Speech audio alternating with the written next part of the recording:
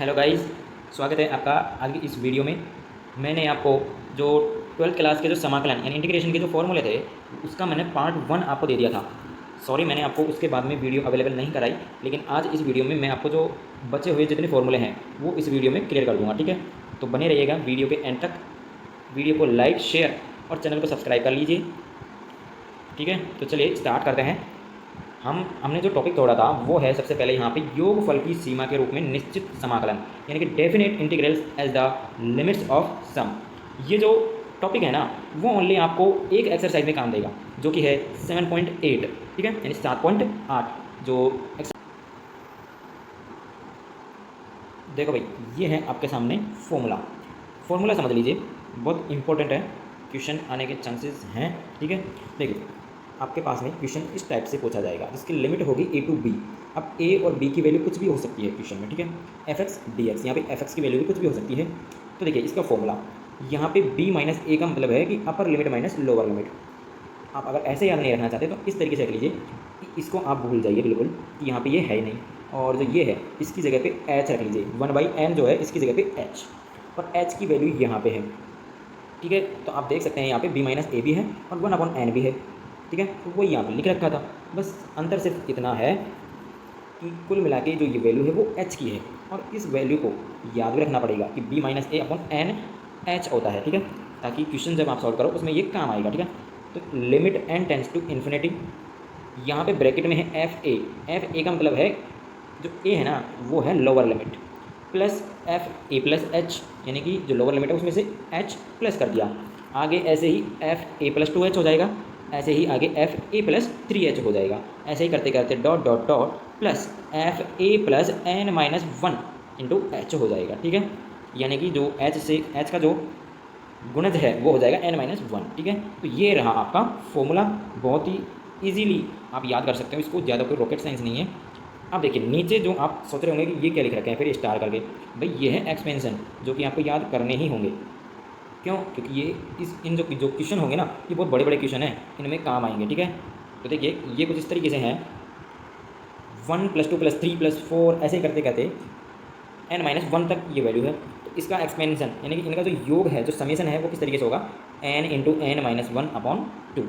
इसी तरीके से जो स्क्वायर्स हैं उनका योग किस तरीके से होगा, n into n minus 1 into 2n minus 1/6। ठीक है, और जो क्यूब है क्यूब वाला होगा इस तरीके से, और लिमिट लगा के e की पावर a/n माइनस 1/1/n इसकी वैल्यू होगी a।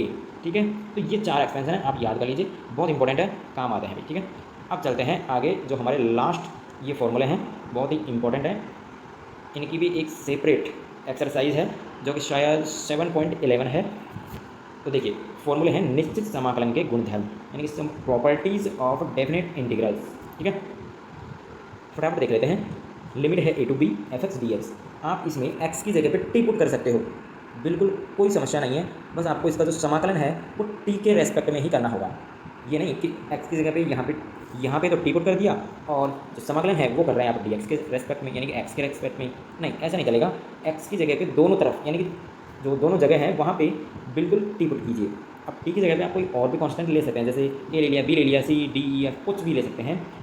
जो रखोगे उसी के रेस्पेक्ट में इसका समाकलन करना होगा, तो ही आपका यहाँ पे जो लिमिट है वो सेम रहेगी। ठीक है, नेक्स्ट है लिमिट रहेगी a to b fx dx।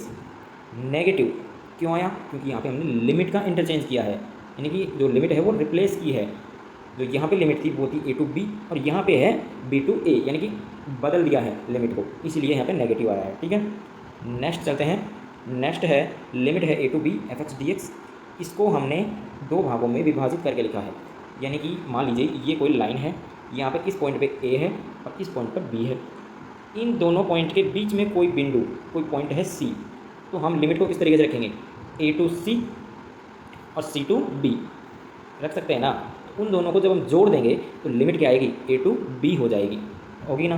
बस इतना सा ही है, ज़्यादा कुछ समझने का है नहीं। बस ये लिखा है a to c plus c to b, कुल मिला के a टू b ही होगा। ठीक है, fx dx है ये आपका।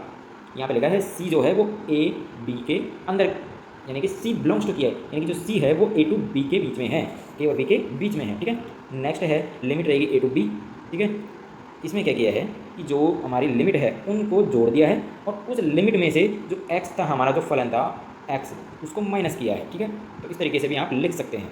कुछ बहुत सारे क्वेश्चन आते हैं इस फॉर्मूले से होने वाले, बहुत इंटरेस्टिंग क्वेश्चन होते हैं, ईजी होते हैं भाई। ठीक है, नेक्स्ट देखिए, नेक्स्ट है लिमिट है 0 to a f(x) dx।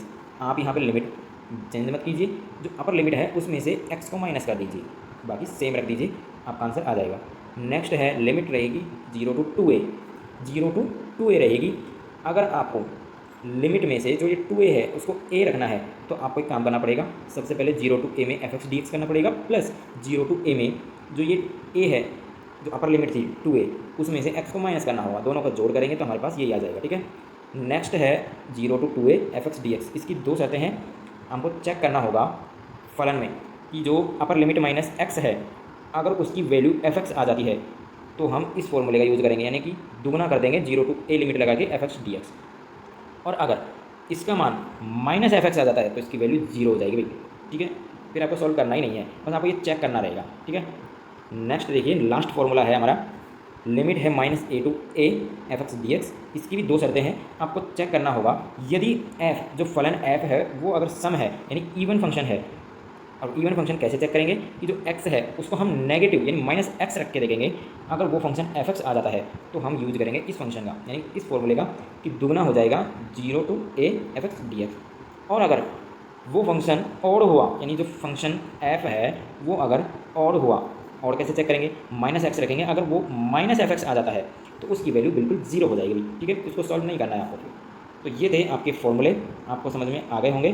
ठीक है, और नेक्स्ट वीडियो किस टॉपिक पर आपको चाहिए वो आप हमें वीडियो के कमेंट में दे दीजिए। ठीक है, और वीडियो को लाइक नहीं किया है अभी तक, लाइक कर लीजिए, चैनल को सब्सक्राइब कर लीजिए और ज़्यादा से ज़्यादा अपने फ्रेंड्स के साथ शेयर कर लीजिए। ठीक है, तो मिलते हैं नेक्स्ट वीडियो में। Thank you.